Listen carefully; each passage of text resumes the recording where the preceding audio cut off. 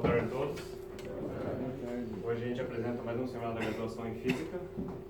Basicamente é um projeto que começou aqui mesmo na graduação por bacharéis, com o objetivo de fornecer à graduação alguns temas, alguns cenários, alguns assuntos que nós não vemos normalmente em sala de aula, ou mesmo na pós, esses assuntos são muito passados a um passant, ou sequer passados a aula.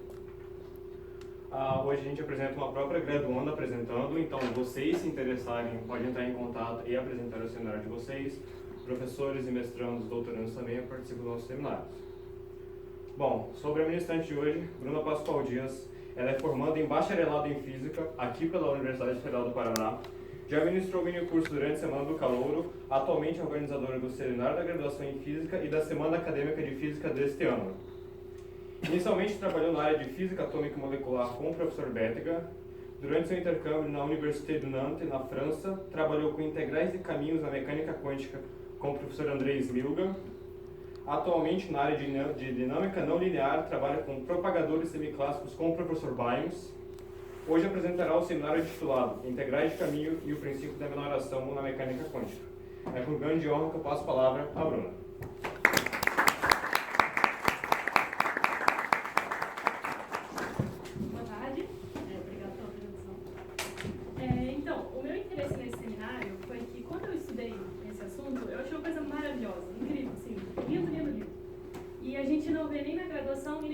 Pelo menos a pós daqui não fala sobre esse assunto. Eles têm um optativo, mas eu não sei se ela abre com frequência. E é um assunto que é interessante, sabe?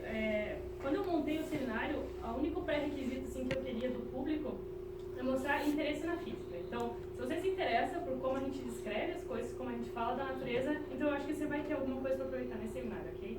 Eu vou falar de alguns nomes assustadores e tal, mas não vai para ter problema, não se assustem com os nomes, ok? Vamos tentar entender a ideia que o Feynman quis mostrar pra gente quando ele fez esse trabalho, ok? O ruim é que eu vou ter que ficar vindo pra cá. Quer que eu passe com você? Eu posso passar? Não, eu vou.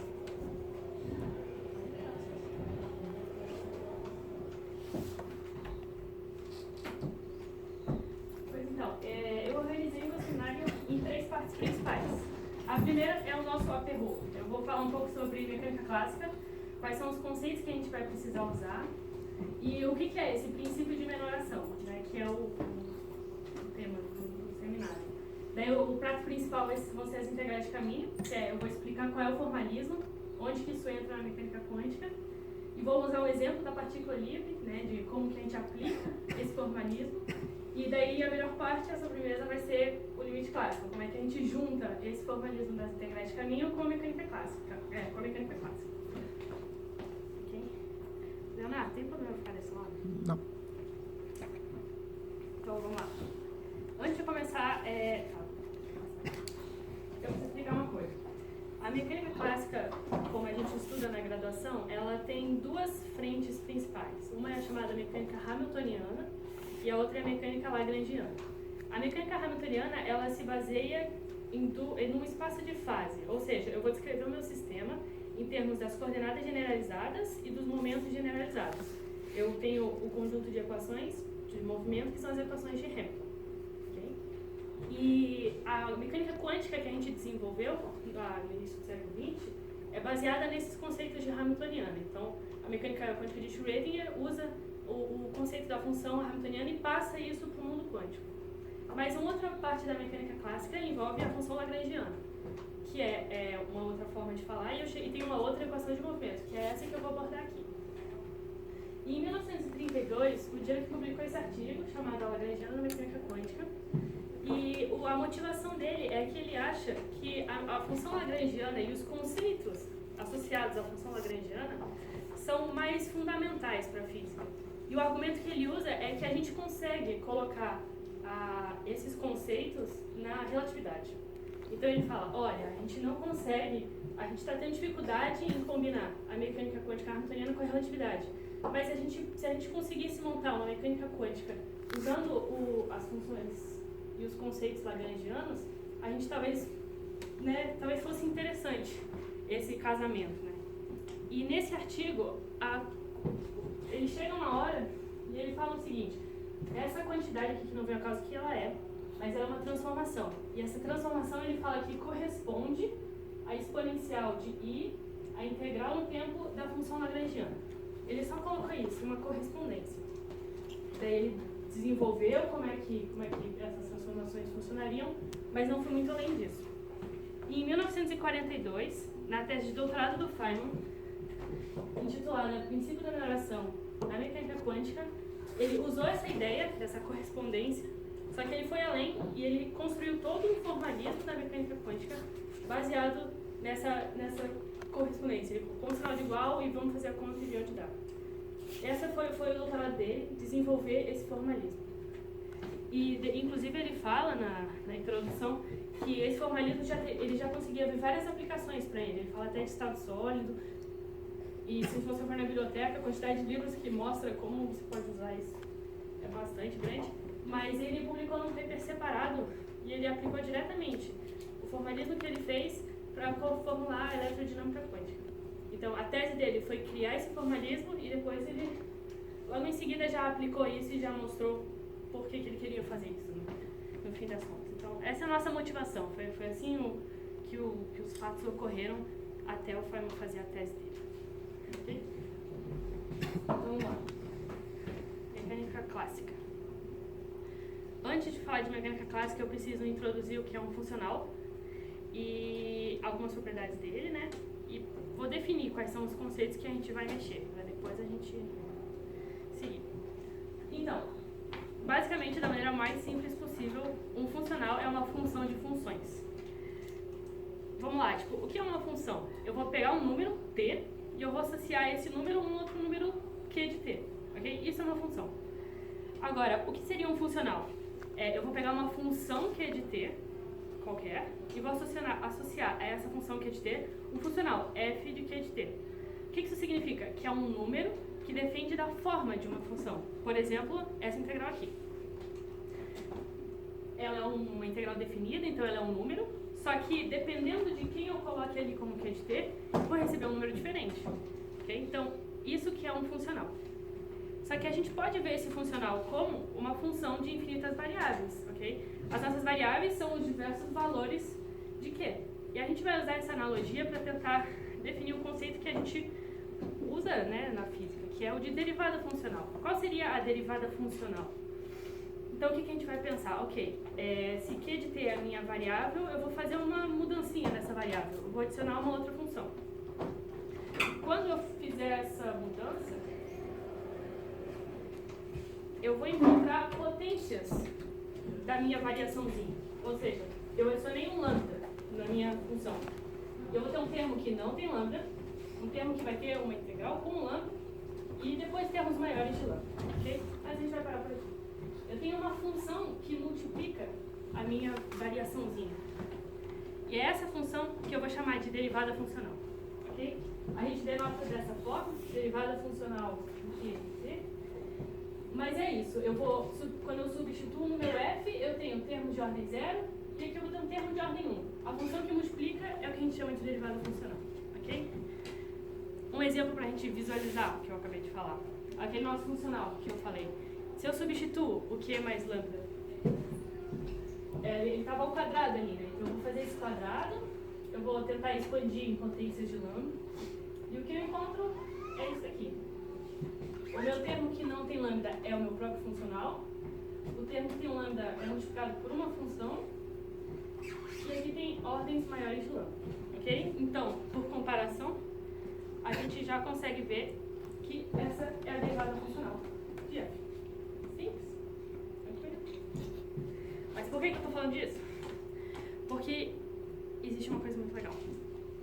Se uma função, a função para o qual essa derivada funcional se anula, é aquela que vai tornar f um extremo. O que isso significa? Que quando aquela derivada funcional se anular, a função que satisfaz essa equação vai tornar o f ou um valor máximo ou um valor mínimo. Ok? Vários números, ou o maior número ou o menor número. A gente já viu isso em algum lugar, que é a analogia perfeita com a derivada. Quando a gente tem um potencial e a gente quer saber onde que é o mínimo, o que a gente faz? A gente procura o ponto onde a derivada é zero. Zero, ok? Que a reta tangente é assim. Okay? É a mesma analogia. Então, aqui na derivada derivada de uma variável. A gente tinha aqui um ponto, torna o potencial mínimo. E ali a gente vai ter aqui uma função, torna o funcional um extremo, máximo ou mínimo. Ok? É só isso de funcional, sem magia. Agora a gente vai para a física. Então, quando a gente quer descrever um sistema clássico, a gente pode usar a mecânica lagrangiana.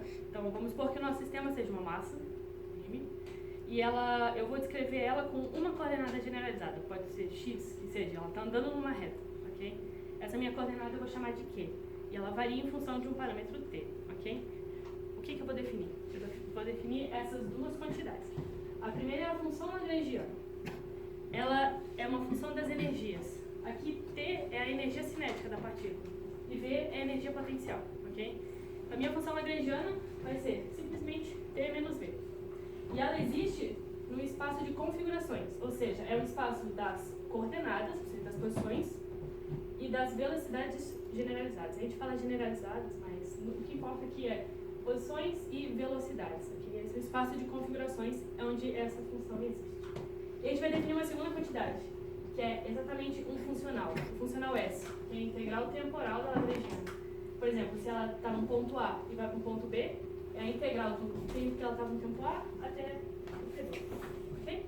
Essas são as definições. E agora, princípio de minoração. Tá, mas posso falar direto depois? O que é o princípio de minoração? É a ideia de que, por exemplo, eu tenho a minha bolinha, ela tem de A até B.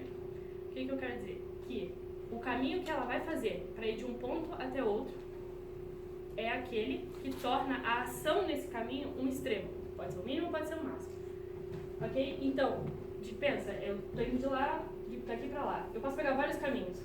No mundo clássico, o que vai acontecer é o caminho que vai tornar aquele meu funcional, aquela integral de L, um extremo.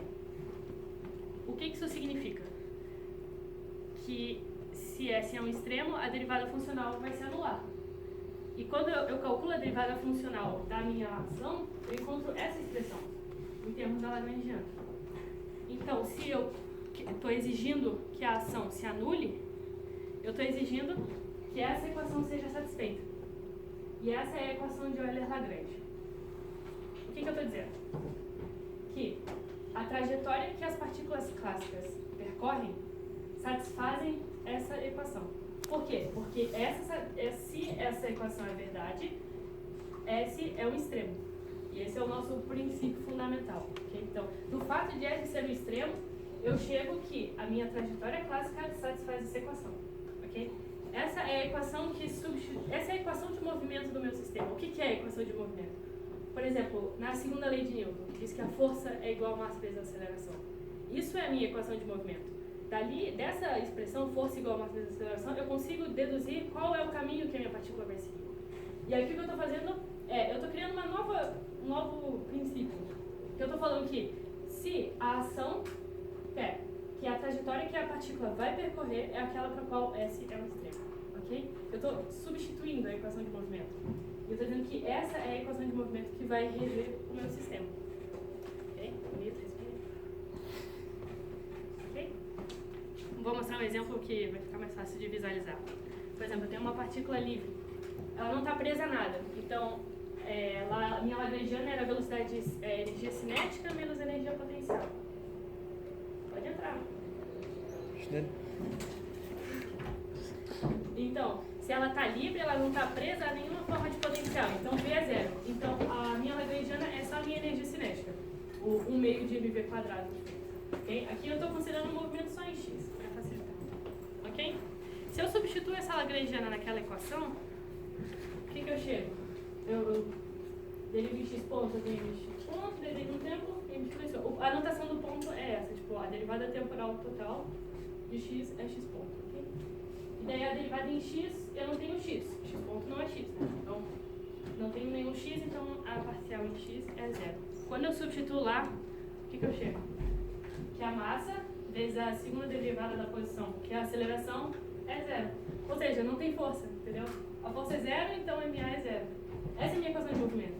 E o que ela está me dizendo? Ela está me dizendo que não tem aceleração na massa em questão e que a velocidade é constante, né? Porque porque quando eu derivar a constante, a aceleração vai ser zero.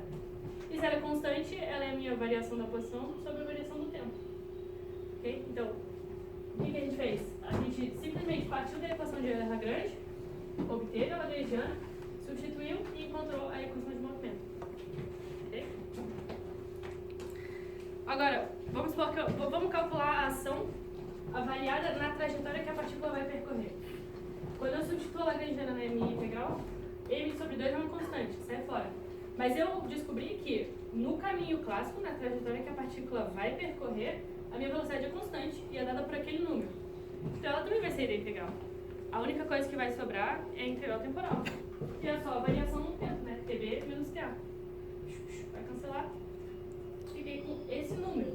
Entendeu? Eu substituí uma condição que só a trajetória clássica satisfazia. E quando eu substituí no funcional, eu obtive um número. E esse número é um extremo da ação. Ok? Era só isso de clássico. Nada assustador, nada. Ok? Era isso que eu precisava para mostrar depois. Então, vamos lá. Pegar esse caminho. Primeiramente, eu vou falar de amplitude e probabilidade. Quando a gente vai para a mecânica quântica, a gente descobriu que é um pouco difícil falar de trajetória, de onde está a partícula. Então, a gente trabalha com o conceito de probabilidade. E o que a gente faz? A gente associa a cada forma como um evento pode acontecer uma amplitude de probabilidade. Por exemplo, um evento é exatamente ir daqui até lá numa linha reta, eu posso ir fazer um zigue-zague, posso ir até o fundo da sala e voltar. Cada caminho que eu posso pegar é um evento diferente que pode acontecer. Então eu associo para cada um desses eventos uma amplitude. Por isso que essa notação é o φ de x de t, é a amplitude para eu seguir aquele caminho x de t. Ok? E o que a gente tem? Que a probabilidade que esse evento realmente ocorra é o módulo quadrado dessa amplitude. Ok? Então, se eu conheço a amplitude para ir de A até B, eu posso calcular o módulo quadrado e eu sei a probabilidade que esse evento ocorra. E é o que a gente está procurando. A gente vai considerar uma partícula indo de A até B. E em A eu sei que ela está em XA, num tempo TA. E em B eu sei que ela está em XB, num tempo TB. Ok? E a amplitude para eu ir de um lado para o outro, total vai se chamar K. E o módulo quadrado é a probabilidade que esse evento ocorra. Tá, então como é que a gente visualiza isso? Vamos supor que eu tenho o meu ar e o meu peito. Eu estou aqui, minha partículazinha está aqui, eu quero ir para lá. Vamos supor que eu tenho uma barreira no meio. Então uma parede, e nessa parede tem um buraquinho. Eu posso ir até lá, atravessar o buraquinho e ir para lá, ok? Então, a esse caminho, a esse modo, eu vou até o buraquinho x1 e vou até B, eu associo com uma amplitude, certo? Esse é um evento que pode acontecer. Eu vou até x1, vou até B. Okay. Mas agora, o que acontece se eu adiciono um outro buraco na minha interface? Veja, eu tenho agora duas possibilidades. Eu posso ir por cima e eu posso ir por baixo. Qual vai ser a amplitude total? Vai ser a soma, né? A gente está dando com noção de probabilidade. Então, a minha... O que está acontecendo aqui? A minha amplitude vai ser a soma das amplitudes. De por cima e por baixo, ok? E eu posso colocar muitos buraquinhos. Eu coloquei I buraquinhos. E eu tenho um caminho que eu posso fazer para cada um deles, ok? A minha amplitude total vai ser o quê? Vai ser a soma de eu ir por cima, pelo meio ou por baixo, ok? Agora, e se eu adiciono uma outra barreira? Daí começa a ficar mais interessante. Porque, olha só, eu posso ir por cima e daí eu vou no primeiro buraquinho, ok? Segundo, eu tenho que ir lá para cima. Terceiro, eu tenho que ir lá por cima. Mas se eu adicionar outro, daí as possibilidades vão aumentando. Eu posso por cima, por mais baixo. Dá pra entender a ideia, né? Eu posso adicionar vários buraquinhos e várias barreiras. Agora, vamos colocar isso em proporções realmente grandes. Infinitos buraquinhos e infinitas barreiras. Aqui não é infinito, mas grande quantidade de buraquinhos e grandes interfaces. Observe quantas formas eu tenho para chegar lá. Eu posso ir em todos esses, depois todos esses. Por exemplo, esse aqui de cima. Eu vou por aqui, por aqui, por aqui, até chegar no B. E realmente a coisa vai variando. Mas por que eu fiz essas linhas imagens? Para mostrar uma ideia que talvez não seja tão fácil de visualizar. Que é a seguinte: a amplitude para eu ir de A até B vai ser a soma das amplitudes de todos os caminhos que eu posso fazer para ir de A até B. Ok? Então, eu somo todos os caminhos e eu vou ter a amplitude total para eu ir de A até B. E aqui entra o que o Feynman fez. Ele postulou que a amplitude de qualquer um desses caminhos é uma constante vezes a exponencial de π sobre h cortado, que é a constante de Planck dividida por 2π, que multiplica a ação para aquele caminho. Ok? Isso ele postou. Essa constante ele vai usar depois para normalizar o resultado. Tudo bem? Pode perguntar, eu esqueci de falar isso no início, mas se eu estiver falando rápido, se alguém quiser que eu repita algo, por favor, fala. Ok? Eu tenho uma pergunta. Naquele exemplo ali, foi você mesmo que criou aquele exemplo, é um buraquinho, você traz uma trajetória, você que criou? A imagem sim. A ideia não, mas a imagem sim. Não, mas a ideia didática. Não, também não. Mas eu peguei. Eu achei bastante didático. Né? Exatamente. Então, abstrato. Não, tem bem explicadinho no Z, no Quantum Field Theory in a Nutshell, e o próprio livro do Feynman usa essa analogia, de vamos dividir o caminho em infinitos pedacinhos. Sim, eu achei muito interessante. Sim, é mais fácil de que engolir, sei lá, Mas ok, então, o postulado que ele fez foi esse. Que a fase, ou seja, o que dá aqui na exponencial complexa, a fase vai ser a ação para o caminho dividida por h cortado. A ação é dada em quantas de h cortado, então tem a mesma ordem de grandeza, então ok? Esse é o postulado. E daqui ele chegou na mecânica quântica que a gente conhecia, de Schrödinger e de Heisenberg. Né? Ele partiu daqui para chegar lá. Mas a gente também consegue demonstrar as integrais de caminho partindo do que a gente conhece já. Então, inclusive ele faz esses dois caminhos no livro dele. Ok. Então a gente tem agora um postulado. Como é que a gente vai construir essa integral de caminho? Que é o conceito que a gente está procurando. O que eu vou fazer? Primeiramente eu vou dividir o meu tempo, TBTA, em n pedaços. N pedaços de tamanho epsilon. É do meu interesse que esse n seja muito grande para que o meu intervalinho seja muito pequeno, ok? Então no fim a gente vai fazer o n para o infinito e aí que começam os problemas. Mas por enquanto é isso que a gente quer. A gente vai dividir o nosso intervalo em n pedaços. Então o meu 0 vai ser o inicial, o n vai ser o final e a diferença entre dois intervalos de tempo vai ser epsilon. Eu vou associar a cada um desses pedacinhos de tempo que eu escolhi uma coordenada, né? Que eu vou chamar de QI aqui. Então cada tempo tem uma coordenada e eu tenho um conjuntinho de coordenadas QT, né, de intermediárias. Ok? Então, no nosso postulado, a minha amplitude para eu ir de um pontinho para um infinitesimal, não vou falar infinitesimal, um próximo, um pontinho a um seguinte, do i para o i mais 1, vai ser isso aqui. É uma constante, vezes a exponencial, que depende da ação para eu ir do i para o i mais 1. Ok? Novamente, vamos visualizar o que a gente está fazendo. Eu dividi o meu tempo em pedaços iguais, eu associei a cada pedacinho. Vamos supor, esse é o caminho que ela faz, está em preto. Eu tenho vários QIzinhos intermediários, ok? E assim eu meio que traço o meu caminho. E depois, o que a gente vai fazer é colocar o epsilon indo para zero. Daí isso aqui vai ficar... Daí eu vou ter a curva inteira. É isso que a gente quer. Ok? Para visualizar. Pois então, a forma como eu vou abordar isso é a que eu achei mais fácil, apesar de usar alguns termos. Eu vou usar a mecânica que a gente conhece para construir a integral de caminho. Eu acho que é mais fácil de entender. E a gente conhece da mecânica quântica qual é essa amplitude para ir de um ponto para um pontinho próximo. E a gente usa um operador, que é esse U, que é o operador de evolução temporal. O que ele faz? Ele pega um estado e leva para o tempo seguinte. Ok? Ele é dado por essa operação. É uma exponencial de menos i sobre h cortado. O tempo, por exemplo, de A até B, então, vai ser essa diferença de tempo, que multiplica um operador hamiltoniano. O que é esse operador hamiltoniano?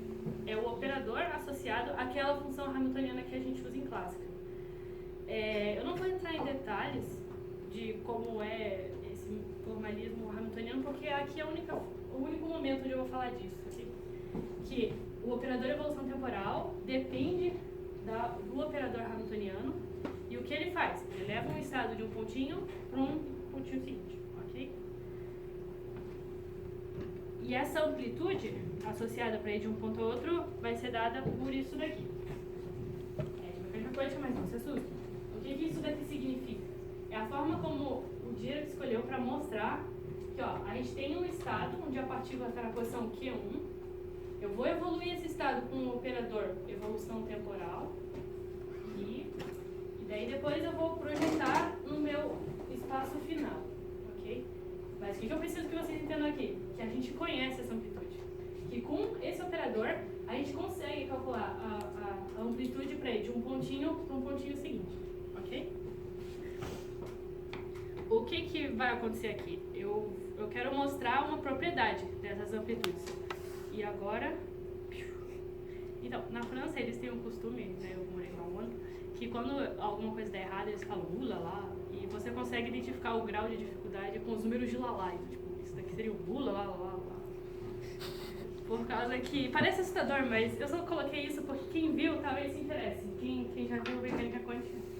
É só para mostrar que, partindo da amplitude para ir do A até o B, eu consigo demonstrar uma propriedade que é a que eu preciso para construir as integrais de caminho, que é essa daqui.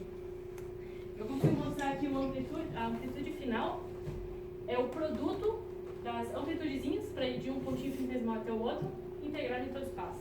Okay? Essa é uma regra que a gente encontra, que as amplitudes para eventos que ocorrem um depois do outro, elas se multiplicam. Okay? É só disso que eu preciso. Mas se as pessoas se interessam, vem de algum lugar e a gente consegue demonstrar. Ok? Mas ok, então agora a gente sabe que a nossa amplitude final vai ser o produto das amplitudezinhas que eu fiz nos pedacinhos, né? Ok? Então, o que a gente tem até agora? Se eu dividir o meu tempo em N pedaços, e a cada pedaço eu associo um tempo e uma posição, a minha amplitude final vai ser uma constante que multiplica o produto de 1 até mais 1, que 0 vem, né? Da integral na posição da exponencial de cada um dos pedacinhos. Ok? O que eu estou fazendo? Eu estou calculando o propagador para ir de um pontinho até o outro. Eu multiplico tudo, integro na posição e eu tenho o meu propagador. Eu não falei isso, mas alguns lugares chamam o K de propagador, outros de amplitude. Então talvez eu faça dois, mas é o K que chama, ok? Então, é aqui que entra o problema. A gente queria N infinito. E esse limite não existe. Quando você coloca o y indo para zero, ele não existe. E aquela constante está ali para fazer esse limite existir. Então, o que a gente faz?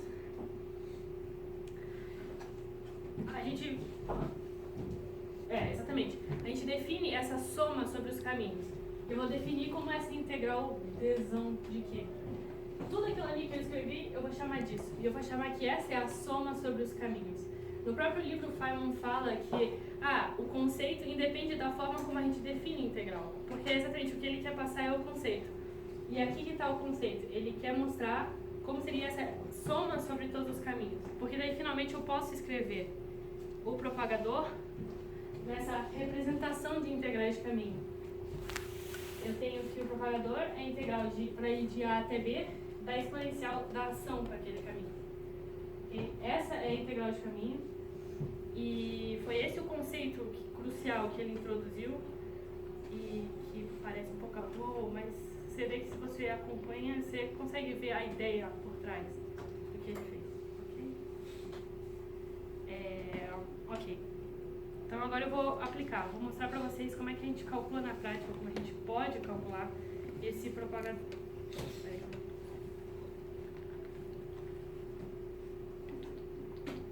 Eu tenho uma dúvida. O slide 34, você começa a calcular o propagador e do nada a somatória vira uma integral. Como assim? A somatória anterior de todos os caminhos de A até B, pode voltar antes. Sabe o desenho? Você fazia vários caminhos? Sim. Então é a somatória de todos os caminhos. Sim. Como é que esse somatório, sem o limite existir, ou sem você calcular o limite de n tende a infinito para o epsilon ficar pequeno, se torna uma somatória, se torna uma integral? Mas essa integral daqui não vem dali. Ela vem de onde? Ela vem aqui. Ela vem desse processo aqui. Porque o que está acontecendo é aqui, ó. Eu vou tentar explicar. Aqui eu tenho a diferença do tempo, para ir de TB até A, ok? Essa diferença é o N que multiplica os intervalinhos, ok? Só que a exponencial tem aquela propriedade que a multiplicação exponencial é soma, né? Então, isso na verdade é a multiplicação de N integrais de I, H, epsilon, ok? Isso aqui é só exponencial. Então, o que a gente faz? A gente tem uma propriedade que as posições formam uma base do espaço da mecânica quântica. Se elas formam uma base, elas são completas. Então, a integral de dKi, daí o Bra, que é o Bra lá de QI, quer dizer, o ket Bra é 1. Então, o que eu estou fazendo? Eu estou colocando vários 1s entre as exponenciais, e daí o que eu faço? Eu projeto o QB no espaço QN1, depois eu quero o QN1. Então, entendeu? Isso vem da completeza aqui. Essa integral vem disso. Não é? Não, eu não virei só uma integral. Aqui. Tá. Ok. Então, eu vou mostrar uma forma de como a gente pode calcular, mas eu já fiz duas. Então, a partícula livre, o oscilador harmônico, eu acho que uma carga num potencial constante a gente consegue calcular exato. E até a aproximação clássica é exata. Então eu vou mostrar o propagador, porque é uma forma da gente ver onde isso vai dar, como a gente pode usar isso. E a forma que eu achei mais fácil é usando exatamente a definição. A gente tinha no nosso postulado que o propagador para ir de um pontinho para um pontinho seguinte era proporcional àquela ação, ok? Agora, se eu quero um intervalo infinitesimal, o menor possível, eu posso dizer que a ação, para eu ir de um ponto entre esse intervalo, vai ser aproximadamente o intervalo de tempo vezes a função lagrangiana, né? Eu estou dizendo que naquele intervalinho a lagrangiana é constante, isso é integral, ok? Então, como eu vou fazer esse epsilon muito pequeno, a gente diz que a ação é aproximadamente epsilon vezes L. E além disso, eu digo que a minha posição média nesse intervalinho pequeno é a média da posição, né? A inicial, final sobre 2. Que a minha velocidade vai ser a variação na posição sobre a variação do tempo. E o meu tempo também vai ser o tempo médio, né? Porque é o médio. Ok. Agora, se eu substituo essa ideia na lagrangiana da partícula livre, o que eu encontro? Que para ir de um I para o I mais 1, a lagrangiana pode ser entre 2, essa velocidade que é a mudança na posição sobre o epsilonzinho ao quadrado, ok? E daí eu substituo meu propagador. Ok? Esse seria o nosso propagador para ir entre dois pontos próximos. Mas então, aqui eu vou ter que fazer uma coisa que eu odeio quando fazem, que é colocar na força a constante. Mas a gente consegue calcular essa constante de normalização. Dá pra fazer, o Feynman faz por expansão e daí ele mostra, ó, isso aqui tem que ser igual no limite. Mas tem outras formas, dá pra mostrar da mecânica quântica normal. Aqui eu não tenho como mostrar, mas a constante que vai normalizar o propagador, para fazer o limite existir, é dada por essa quantidade, né? Para cada infinitesimal, cada pedacinho. Ok? Essa é a minha constante de normalização. Tá, eu tenho um propagador para ir entre dois pedacinhos próximos. Então, agora eu vou multiplicá-los. Ok? Daí a gente substitui naquela regra que a gente encontrou. Eu vou multiplicar todos os pedacinhos e vou integrar em toda a posição. Agora que eu pensei, uma forma de entender isso é que assim, ó. Por exemplo, eu estou indo de A até B. Vamos supor que eu vou parar num C no meio. O que eu estou fazendo eu estou calculando o meu propagador para ir de A até C, depois para ir de C até B, e eu vou integrar em todos os Cs possíveis.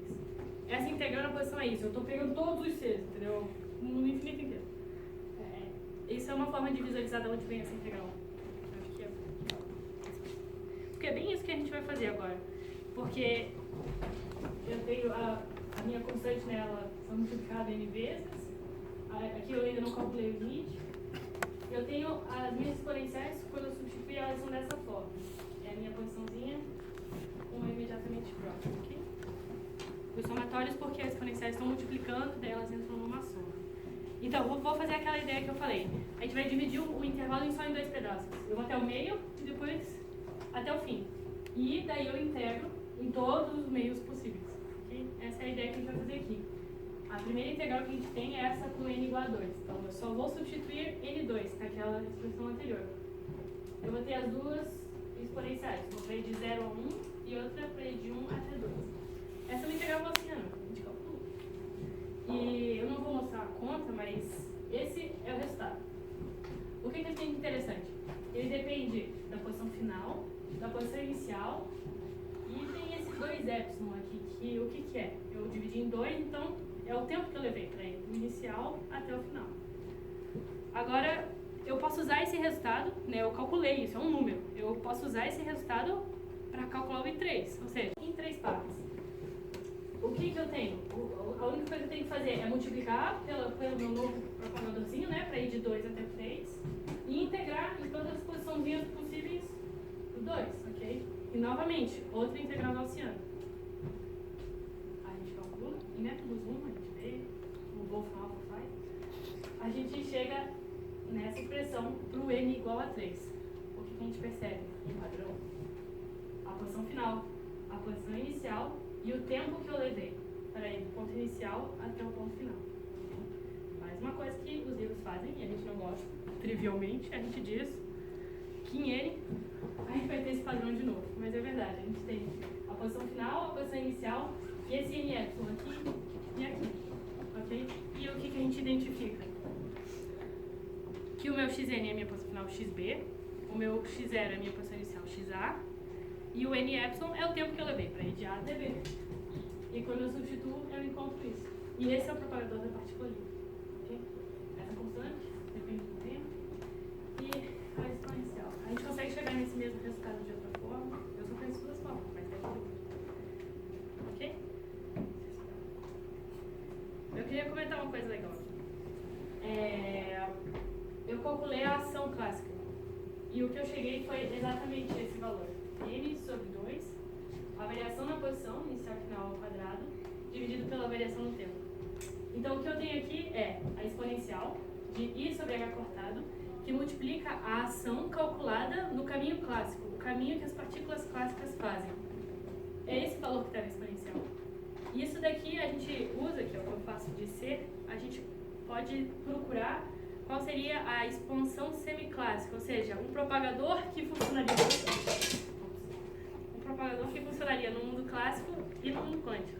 E o que a gente diz, a gente usa um método chamado fase estacionária, e a gente mostra que a gente vai ter sempre, nessa aproximação semiclássica, uma função do tempo, né, tempo inicial, vezes uma exponencial de I sobre H cortado e a ação clássica, a ação calculada num caminho que a partícula clássica percorre. E é isso, maravilhoso, olha. Eu acho mesmo. Ok? Alguma dúvida? Alguma? Querem que eu volte? Quero tempo para respirar? Então, agora é que eu vou falar do limite clássico.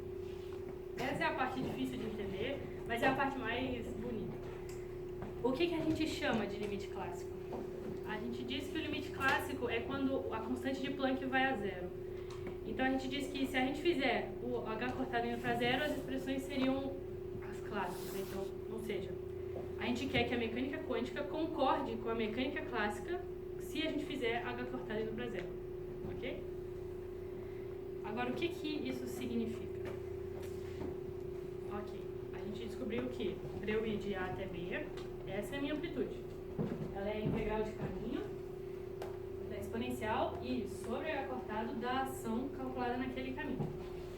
Ok? Agora, na mecânica clássica, a gente tem dimensões muito maiores que as dimensões da mecânica quântica. Por exemplo, o H cortado é da ordem de 10 na menos 34 de Oliveira segundo. Então, é absurdamente pequeno.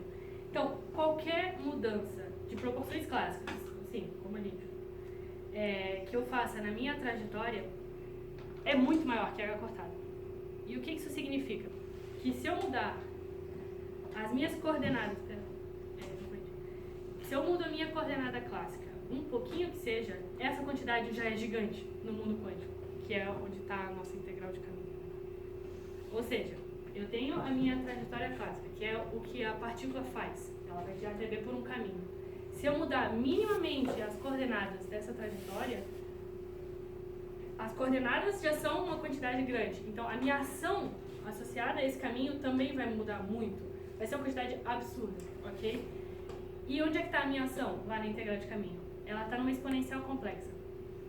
Daí, vou fazer só uma... Não sei. O que é uma exponencial complexa? É uma função harmônica. A gente tem a fórmula de Euler, né?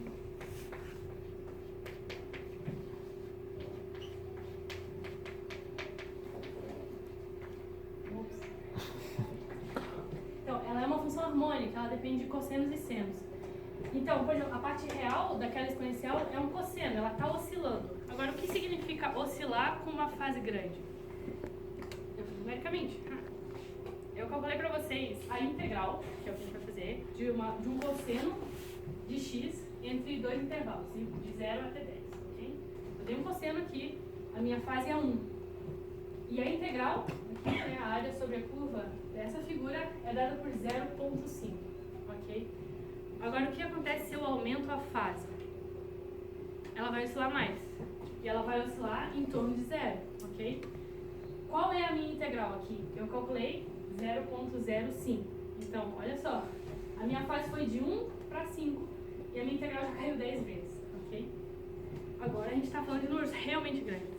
Mas o grande daqui vai ser 50. O que acontece com a fase 50 já?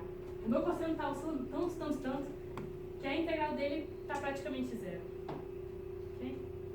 Isso aqui eu fiz para mostrar tipo, visualmente que realmente, se uma função oscila com uma fase muito rápida, a integral dela é praticamente zero. Okay? E é isso que está acontecendo quando a gente está variando em dimensões clássicas a nossa trajetória. Aquele meu integrando, ele está oscilando muito, em torno de zero. Okay? O que isso significa? Que a integral vai ser praticamente nula.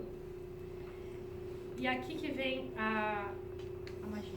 É que a única parte de todos os caminhos, o único caminho que vai ter uma amplitude que realmente contribui para a minha amplitude final, vai ser aquele cuja qualquer variaçãozinha na posição não vai mexer tanto na ação. Ok? O que eu estou dizendo? Que a minha ação é estacionária para esse caminho. Ok? Moral da história. A maior contribuição para aquela amplitude total, o K, vai ser aquela onde o S é um extremo, para pequenas variações de Q. Ok? É aquilo, por exemplo, se eu tenho um caminho para ir de A até B, eu sigo a trajetória clássica. Isso quer dizer que para qualquer mudancinha nas variáveis que eu faça, de dimensões clássicas, a mudança na ação, quando eu integrar em tudo, não vai contribuir, entendeu? Aquele meu K mostra quais são as amplitudes que contribuem, ok? E aqui eu estou dizendo isso, que no mundo clássico essas contribuições não existem. A única contribuição que sobrevive é aquela que torna S um extremo. E veja só, a gente tem uma mecânica clássica baseada nisso, ok? Na mecânica clássica, na mecânica clássica, a gente usou como princípio que S seja um extremo. E, exatamente, se S é um extremo, a derivada funcional é zero, e daí a gente chega nas equações de movimento. E o que o Feynman mostrou? Que na mecânica quântica, na verdade, todos os caminhos contribuem. Se eu vou de um ponto até o outro, todos os caminhos vão contribuir. Mas nas dimensões clássicas, a única contribuição que realmente vai fazer uma diferença, que vai chegar na amplitude final, vai ser aquela que torna S estacionária. E esse é o princípio da menoração, que a gente constrói e a gente chega nessas equações de movimento. Okay? É aqui que eles se encontram, a mecânica quântica e a mecânica clássica. Okay? Aqui isso aqui resume tudo. O que ele diz é que na mecânica quântica todos os caminhos estão na conta. Só que quando a gente vai para a clássica, a gente vê que não são todos, é só um, que é o que a partícula faz. Ok? Então, o que a gente viu hoje? Eu mostrei para vocês o que é um funcional. E eu mostrei que a gente pode definir quantidades no mundo clássico em termos de um funcional chamado ação, que é a integral temporal de uma função lagrangiana que depende das energias, eu não estou falando de forças, eu estou falando só das energias. E eu mostrei que a gente pode construir toda a mecânica clássica, ou menos o formalismo lagrangiano, a partir de um princípio de menoração. Eu digo que as trajetórias que acontecem são aquelas que tornam a ação um extremo. E daí eu mostrei que na mecânica quântica a gente muda o nosso panorama e a gente trata de probabilidades. A gente está lidando com amplitudes de probabilidades. E o Feynman mostrou que essa amplitude é dada é a soma de todos os caminhos contribuem para essa amplitude com um termo exponencial proporcional à ação para aquele caminho, ok? Então, a minha amplitude é a soma de todos os caminhos e cada caminho contribui com a sua fase. E daí eu mostrei que quando a gente faz H ser pequeno, ou seja, no clássico ter dimensões muito maiores, a única contribuição que permanece é aquela do princípio de minoração, que torna S um extremo. E aí a gente faz os dois. Uou! E aqui, uma coisa que eu amei, eu espero que as pessoas também gostem, tem uma foto do Feynman com o tiro aqui. Em 62, em Varsóvia. Esse é o Feynman e esse é o tiro. Então é isso, pessoal. Muito obrigada.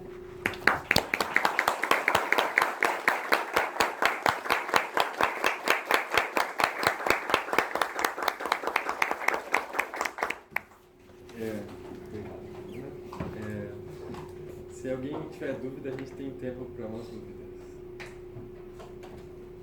Acho que vou mencionar. Eu estudei basicamente o livro do Feynman, chamado Mecânica Quântica e Integrais de Caminho. Mas qualquer livro de teoria de campos normalmente tem uma introduçãozinha de como funciona o formalismo. Na biblioteca tem muita coisa, muita aplicação em estado sólido e na própria matemática tem muita pesquisa nessa área. Mas eu achei extremamente didático o Feynman, ele tem aquela forma de falar com a gente, eu achei bem claro. Por exemplo, como chegar naquela constante está lá, se alguém se interessar, tem na biblioteca. Mas, qualquer dúvida. Eu tenho um problema que é possível resolver pelo formalismo de Feynman que não seja possível resolver no formalismo de Schrödinger. Pois então, o que ele diz é que existem muitos sistemas que você não consegue definir a hamiltoniana, né? Normalmente é quando você não consegue definir o momento. Por exemplo, em eletromagnetismo tem muito disso, tipo, quando o fóton interage com ele mesmo. A lagrangiana tem a velocidade no presente e daí a velocidade num tempo anterior. Então, nesse momento você não consegue definir a função hamiltoniana, mas você consegue a lagrangiana. Então, esse seria um caso que, tipo, você não consegue montar uma mecânica quântica baseada na função hamiltoniana, mas aqui você conseguiria. Entendeu? Então, o foco é mais esse, quando você não consegue definir a função hamiltoniana, mas você consegue a lagrangiana. Ele dá esse exemplo. Mais alguma pergunta? Então vamos agradecer a Bruna de novo.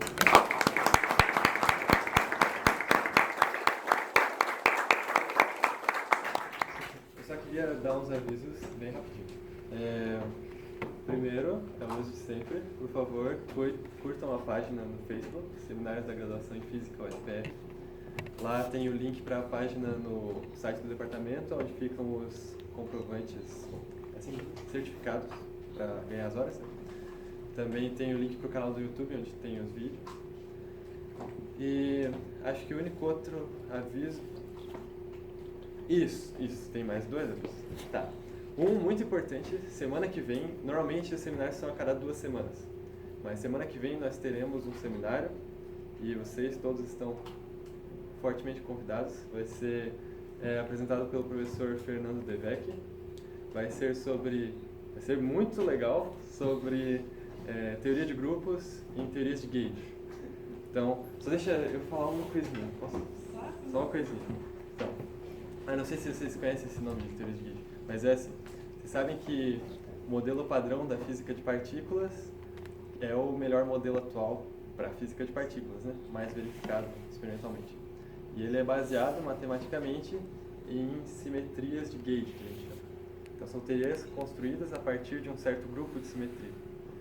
Todas elas, então força eletromagnética, força nuclear fraca e forte, são todas teorias de gauge. E o professor Devec vai falar um pouco sobre a importância da teoria de grupos para as teorias de gauge, porque esse grupo de simetria entra como ingrediente fundamental da definição de como funciona aquela interação. Então estão todos convidados, vai ser bem legal. Quarta-feira, nessa sala, às 3 horas. Se não lembrar, pergunta para a Bruna. Quarta-feira, de novo, às 3 horas nessa sala, semana que vem. O último, né, é o Desafísica. Então, daqui a 2 semanas vai ser a Semana Acadêmica da Física. E na Semana Acadêmica vai ter um joguinho, que vai ser tipo um quiz de perguntas e respostas, daqueles bate assim e responde. E valendo prêmios, a equipe vencedora vai ganhar prêmios. Estão todos convidados a se inscrever até dia 26. No grupo da física tem o link. e vai ser bem legal. Vai ter perguntas sobre física, matemática, mas também sobre livros, séries, filmes, sobre alguns fatos simples de humanas, como de história, assim, geografia. Então, todos convidados, vai ser bem divertido. Obrigado por terem vindo, venham sempre.